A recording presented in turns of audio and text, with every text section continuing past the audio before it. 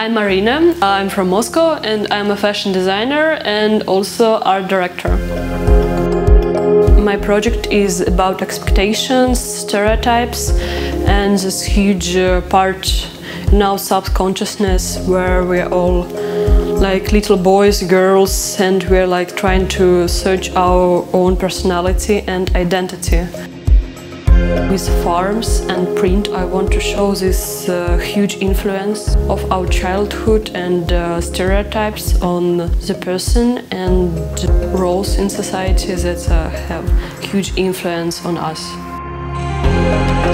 I'm Caio Mahin. I am from Brazil, now living in Lisbon, and I am a jewelry artist. My project is a very intimate project. Basically, this special time of my life when I was building a personality as a kid and discovering my identity as a queer kid. And I grew up in Northeast Brazil. That's what my work is about. Like, I take a lot of references from kids' toys and fairy tales and this narrative that we grew up as a child listening and learning what's wrong and what's right from it. And of course, as a queer child, that stuff doesn't really fit to what I am. I'm Naama. I'm originally from Jerusalem. Right now I'm living in Brooklyn and I'm a jeweler.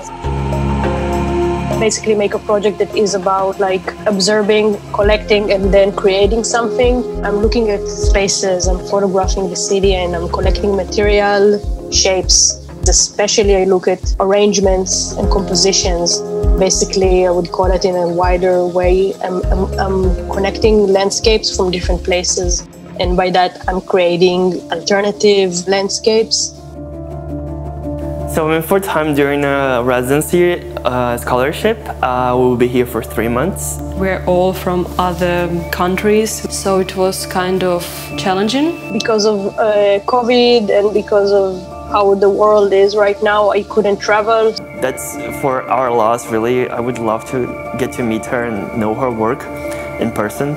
So I'm an Israeli artist working in New York with a residency program in Germany. One thing that is really cool about this scholarship is that we get to have a show in the end. Not only is a real-time exhibition, but also to make a digital exhibition. It's not an ideal situation to be working remotely, but eventually the result can be interesting because of the multi-perspective that are fused into this situation. I think pandemic influenced my work a lot because all my work's about like lockdown in your own body. There's not a lot of social events, of course, so it's harder to meet people here. I was lucky enough that I had Marina here and the people at MR. Everybody's so nice. Yeah, and it would be probably different if I would be physically there, but the fact that I can engage and talk and have studio visits with professionals from Pforzheim, that's something I really, really appreciate. As a fashion designer, I think it's a good place because of Emma and because of university, because here like a lot of good tutors and a lot of good equipment. I'm most of the time here, which is the atelier of the jewelry department. I have a bench here, it's my own bench, and I can work whatever time I want. I have all of the machines I need. It's actually one of the best parts of Emma.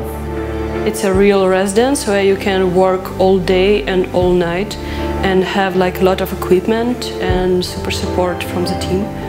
It's important for me to be in a creative environment. It's important for me to talk with people and to be working for a project in an environment that is forward-thinking. This opportunity, I think I'm very lucky because of that. Pforzheim specifically is a renowned jewelry city historically. You can easily find services here in jewelry and you always have connections with people that can help you with something you need or know how to make it. It's the chance that I get to be in a city that has such a big history with jewelry. I finished my university just a year ago and it's like the first big step.